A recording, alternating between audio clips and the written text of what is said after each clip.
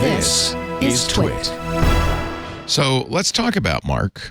He felt compelled to post on Instagram. I tried Vision Pro.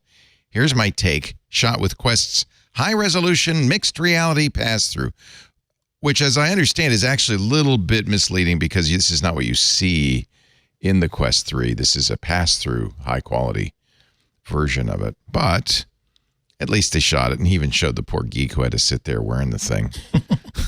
It's coming up in a second. His take on it, he says, the Quest, there he is. There's the poor guy. Oh, the poor guy. He's smiling, but you know he's dying inside. Nice house, Mark. Where should I sit? The point of it was as not surprising, the Quest 3 is a better VR experience, period. I have to say, I mean, Semicolon would be a better choice. Absolutely. There's the writer in you. Also, he says it's what does he say? 7 times less expensive, which actually is a math problem. Argue with him there. Yeah. It is a lot less expensive. 1/7 the cost. I remember saying like last year while we were talking about these VR Apple rumors that the one person who really, really, really, really wants Apple to do this is Mark Zuckerberg. Sure. Because it's a validation of all the money and time he's spent making products in this category. So when I saw this video, I mean, I chuckled a little, right? Because some of his like, oh, it's a better product, period. It's like, well, except for this and maybe except for that and depending on what you want. And they are different products. But the Quest 3 isn't a bad product at all. I've got one. It's good. It's much better at some things in the Vision Pro because Apple didn't focus on those things, and like they relied on hand tracking, and their hand tracking is way better than Facebook's or Meta's or whatever, Mark Zuckerberg's personal hand tracking where he watches your hands, whatever it is. But it's a different product. It's the word fine. tracking always a little challenging. Watch the hands. Yeah.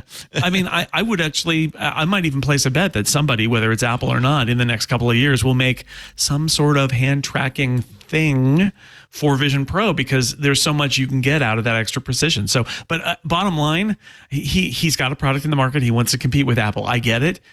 Trust me, he's really thrilled that Apple is in this market. It lets him talk about the Quest 3, lets him sell people on the Quest 3 as a much more affordable alternative to the Vision Pro. It validates him in so many ways. There's nobody who's a bigger winner at the release of Vision Pro, regardless of the quality of the Vision Pro, than Mark Zuckerberg. No, I admit I actually considered putting the Quest Pro on again, and I didn't, but I considered it. I do think that Facebook could theoretically make more money this year from the Quest, or this year from the Quest, than Apple makes on the Vision Pro, because Apple can't make as many and they're way more expensive. And what they've done is they've created this shelf of, hey, VR is coming and we're doing all this stuff, but there's this huge amount of affordability underneath it, which is really good for Facebook. A rising tide raises all boats. Yeah, and I think that, you know, if they had come in at $500, that'd be the end of Facebook. You know, like Facebook's a little try at this, but that's, you know, not mathematically possible. Again, I think it really comes back down to the ecosystem for both the developers and for the ecosystem is relatively simple for relatively easy for the developers to move into. I can say as someone who has developed for the Quest that that's not quite as easy on that side to develop for. And the other side of it is for users who have really bought into the Apple ecosystem. It's a very different experience on the Quest of. You really have to think about what you're going to get, and it's all a new world, and it's not connected to anything else you're doing. The fact that while it may seem uncomfortable, like I haven't written a lot of emails on my Vision Pro, but I do a lot of texting while I'm in there because that means I don't have to leave. You know, like I'm sitting there in it. Someone texts me, I look over, I tap on it, I say something, and generally it's correct enough, and it sends it off, and I go back to what I was doing, and so I find that to be pretty compelling. Yeah, I mean, it's the difference between like a $35 cheeseburger and a $10 cheeseburger, where like once you realize that, wow, these two, I'm the $35 one, the cheese is nicer and the grass-fed beef is kind of nicer, but gee, it's not like 3 times as nice as this $10. And now your $10 cheeseburger seems like a lot better than maybe you thought it was on its own. And until Apple and the developers can start to roll out experiences on the Vision Pro that are really solidly unique to that device, not just it can do this, but it can do it better. But here is something that this other platform is just not capable of. that's going to be something that they're going to have to deal with. Wait till you have the $3,500 cheeseburger, Andy. That will change your idea of cheeseburgers forever. Steven Spielberg comes and delivers it to you and hands you the best It's got unproduced gold. script for It is the Indiana Steven Jones you've ever seen. Spielberger, It's got actually. That's gold what it's on called. it. Instead of lettuce, it's gold. Actually, Mark did make a point at the very end, which made me kind of think. He says that the Meta Quest platform is open compared to Apple's platform, which is closed. Does that To him? yeah, to him? Yeah. I mean, There's capital O and lowercase o. This is very lowercase o. Yeah. I mean, I guess I would say that it's open, but in the sense that you do need to.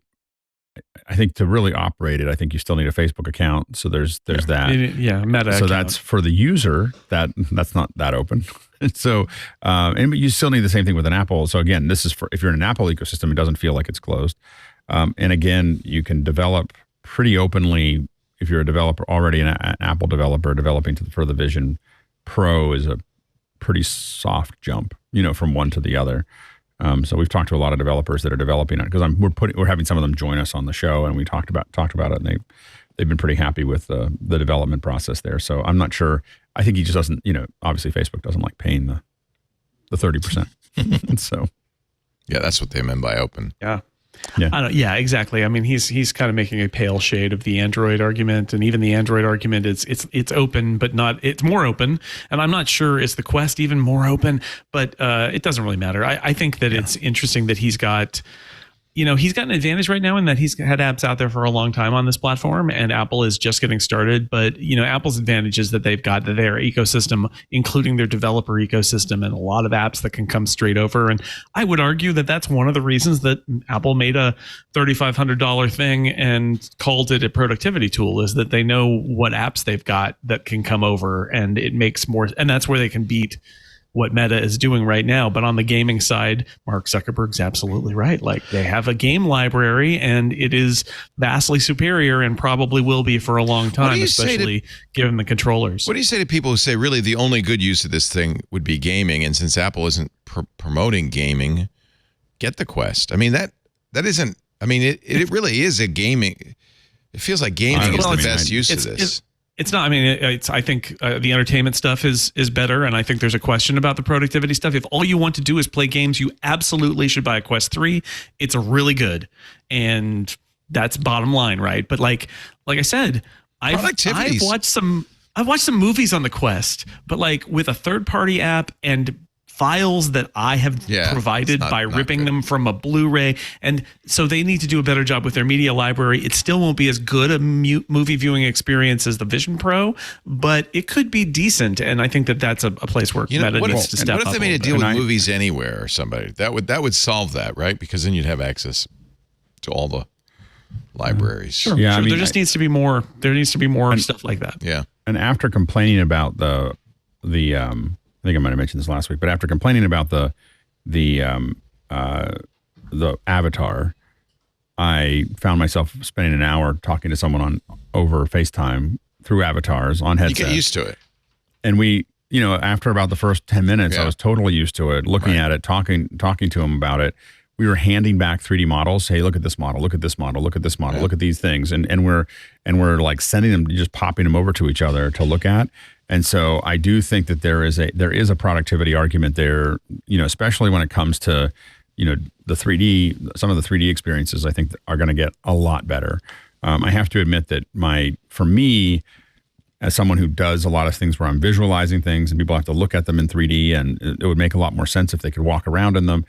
The moment that in jig space that I could circle something in 3D, like going in front and behind the object and talk about it and do things like that, I was like, okay, I stipulate there are experiences like that. There are some specialized experiences like that the VR helmet will never be beat. But those are fairly specialized.